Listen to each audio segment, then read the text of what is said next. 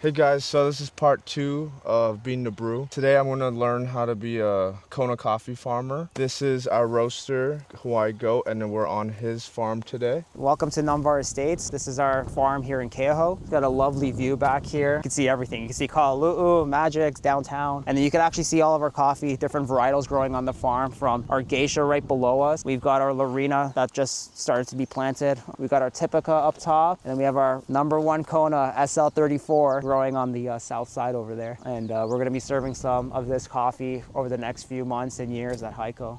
This is the mocha, but that's where the bees are coming. You can see them, they're pollinating. Look how tiny the flowers are, because mocha is such a tiny, tiny, tiny cherry. So the flowers are very small. But we're in what, July? This will probably be ripe, these flowers, in February. Over here at the bottom, I've got some yellow geisha growing, and then that's my regular geisha. So you're gonna go from red to yellow down here. I planted these back in April, so a couple months ago. They're doing really well. I haven't lost a single one of these yet so far. Got a papaya tree growing here. It just started to grow. There's Liz. Hi. Yeah, good workout. It's actually nice. It gets hotter. This is really good to work in right now. It hits the 90s up here. But yeah, I got some coffee drying. This was the first round from a few weeks ago. I'm drying them as natural processed coffee, so that's when it dries in the cherry skin. This is stuff we'll be serving at HiCO? Yes, eventually this will be it, yeah.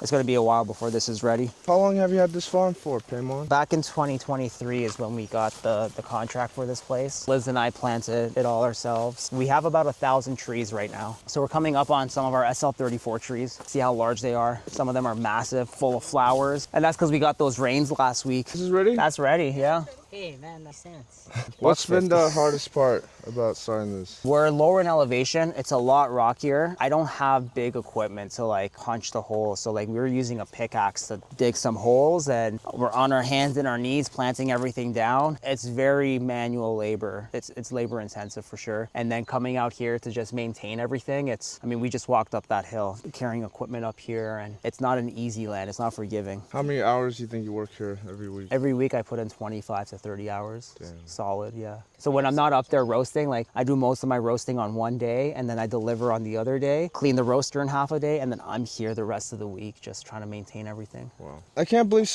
you hire pickers. I did this year. They only leave 2 for me. There's more. I mean, who are these pickers and how they pick so damn good? I paid a lot. Oh, okay. I paid them more than I get paid. They were 25 an hour. Because at this rate, usually you pay per pound to pick coffee. In Kona, it's about $1 a pound to pick. But because it's so early and it's not that much coffee, like they pick just under 200 pounds, right? Because it's so early, we pay them per hour. Otherwise, no one's gonna come and pick your farm per pound, right? How long would it take you to pick 200 pounds of coffee? If we are in peak harvest and we have, every tree is loaded with red cherries, it'll take you a whole day and you'll probably get like 120 pounds. In the beginning, you'll pick like 15 to 20 pounds an hour, and then you'll slow down towards the end. That's normally how they would go. Some of these pickers though, they pick over 200 pounds, 300 pounds a day during peak harvest, you know? Yeah, so they're doing 25 to 30 pounds an hour. So they'll start at like 6 a.m. right when the sun gets up. They'll be out here. But you know what I noticed? They'll only start picking in this section, you know, because they're looking for quantity. So they're not gonna go and bring the branch down and pick the higher one. They're not gonna bend down and get these, you know? I'm grateful to have them because it really is hard, intense labor, you know? Like we hired people hourly. We brought in a couple of kids from the mainland. Like our nephew came out, he's in college. He's 21, he picked a lot, you know? Then we brought out a couple of our friends, they're in their early 20s. They'd pick for like 2-3 hours and they tap out. These pickers that come from wherever, and they pick a lot and they pick fast, they're the reason why the coffee is cheaper than what it should be. We did our cost analysis, so we saw what we picked together. We spent about 150 hours picking.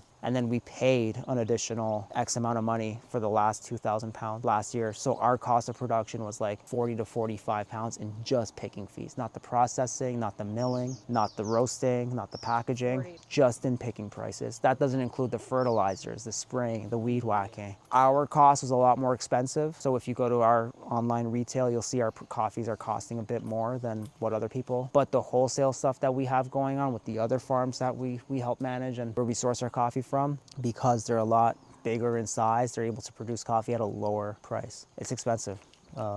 Craig always told me, if you're trying to make money in coffee, don't farm it. The coffee in Kona, such good flavor. The That's rich what makes it volcanic smooth, soil. very smooth. See how rich the air is of volcano?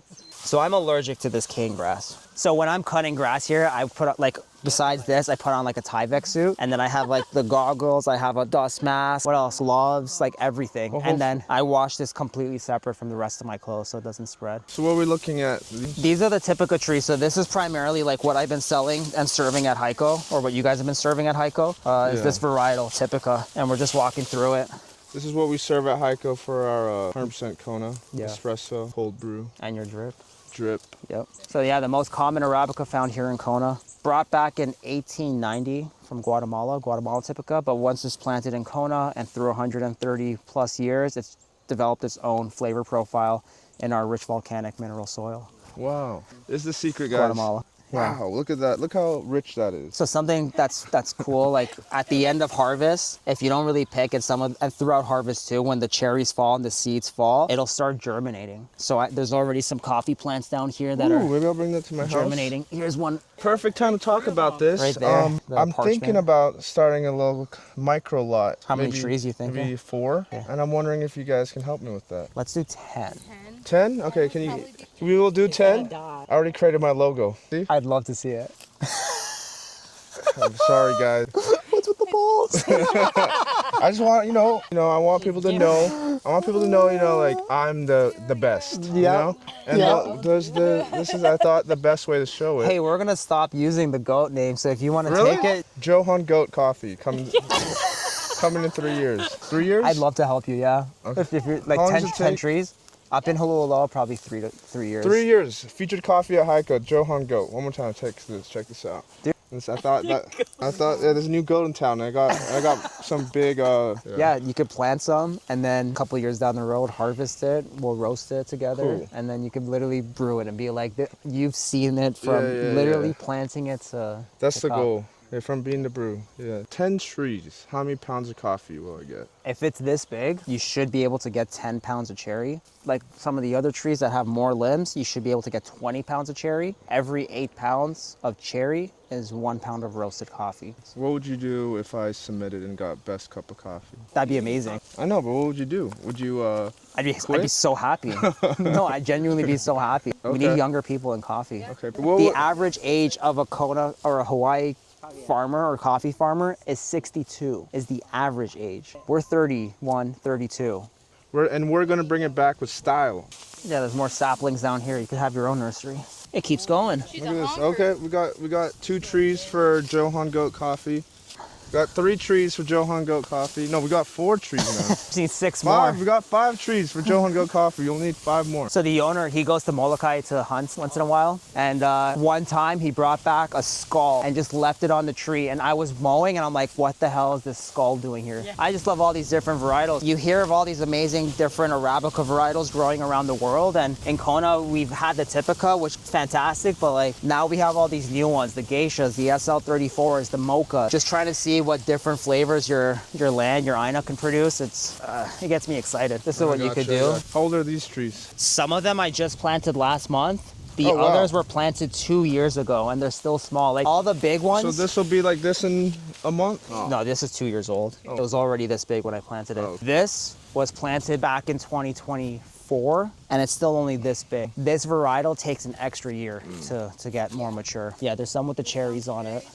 This is a naturally half caffeinated coffee. We're gonna harvest these and germinate it this year so we can propagate more, have more seed saplings like that, and I could plant more in this section of this naturally low This is half caffeine.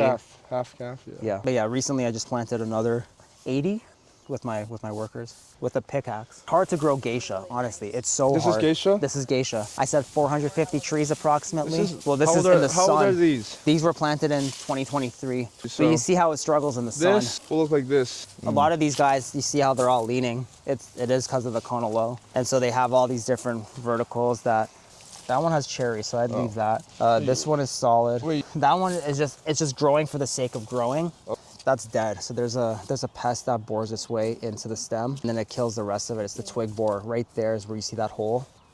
And then you want to discard it. You actually want to take it off the farm. I'll get to it. You want to take it off the farm and because it'll fly from that to another. The other thing is, like, because this guy is going horizontal, you get all these new shoots coming up, these verticals that are going to grow because the trees want to go up. So when this is going down, it's giving a signal to start growing upward. And I don't want to have this branch or this tree using all of its energy to produce a new shoot. I want it to focus its energy on the cherries and giving more of those nutrients to the cherries so we get better tasting coffee. Something that we should be doing is going around the farm and getting rid of all these suckers that are just draining energy or that are dead like this. It looks like a flute almost. So what do you do with this branch eventually?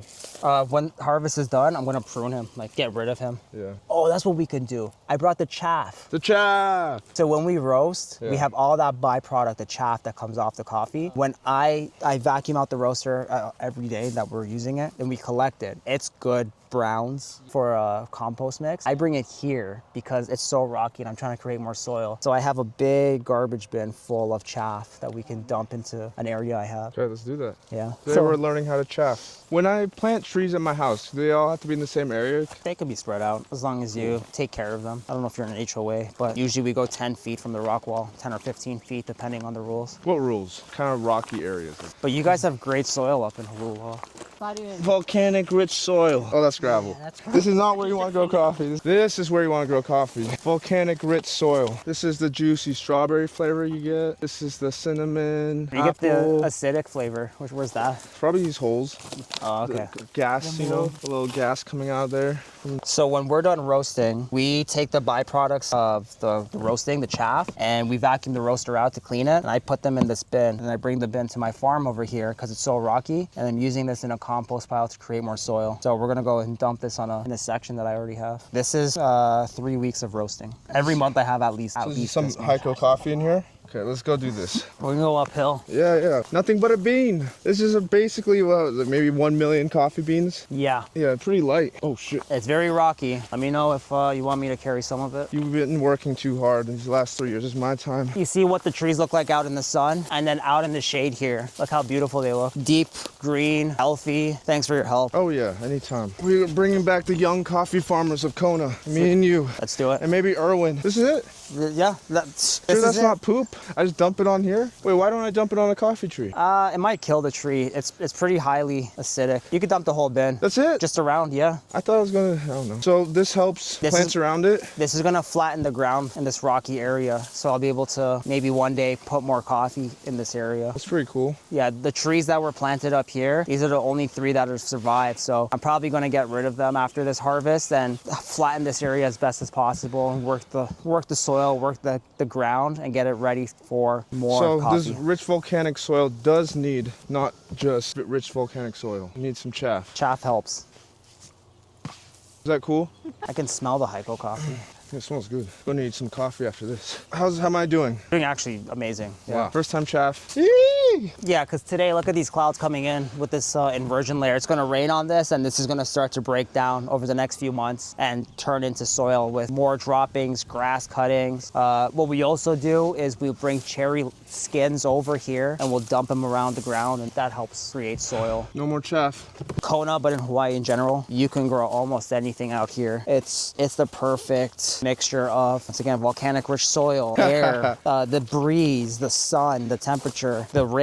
We put irrigation in the geisha section when we started the farm. Since 2023, we've never touched the irrigation. We get enough rain. Like, yeah, some of the trees, they look a little dry, but I promise you in the next few days and weeks, we're gonna get the rain to replenish them. Yeah, here's what broke. The whole thing just fell off the blade. It broke through the aluminum. Like, it's not a nuts and bolt that broke. It's literally the whole aluminum casing just broke from the rocks. Tuesday, 2 days ago, we harvested our 3 different varietals, and we're fermenting them in different styles for different purposes. But this is going to be our Typica coffee in here.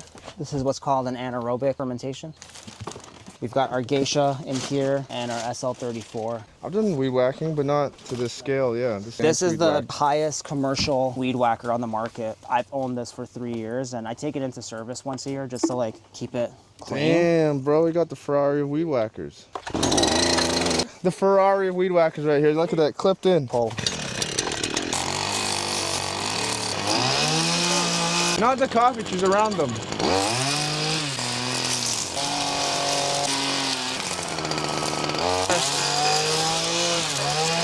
You could go all day with that, right? Yeah, that's great. Yeah. Very therapeutic. So today I chaffed. I chaffed like crazy. Not chafed, You're but starting to chafe. I was starting to chafe, but I definitely chaffed a lot. You know, I weed whacked. So yeah, doing the parts of coffee farming that The ugly parts that you don't see on social media. Next time, maybe I'll do some picking, maybe I'll do some planting. Yeah. So now you know, when you're drinking that light roast, the light at the end of the tunnel, I'm the one that weed whacked and chaffed it. This is one of the trees that for that I chaffed coffee. that tree, I chaffed the coffee trees like crazy. I'm the best chaffer in town.